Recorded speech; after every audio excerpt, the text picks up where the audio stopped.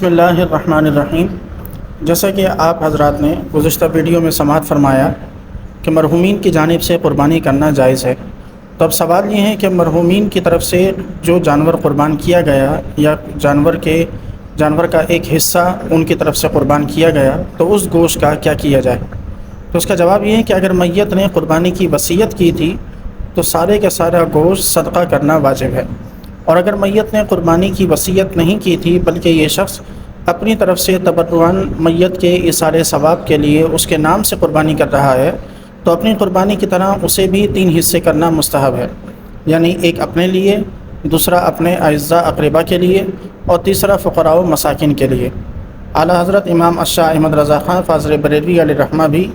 یہی فرماتے ہیں کہ اس کا بھی یہی حکم ہے جو اپنی قربانی کا، کہ کھانا کھلانے، تصدق سب کا اختیار ہے، اور مستحب 3 حصے ہیں، ایک اپنا، ایک اقارب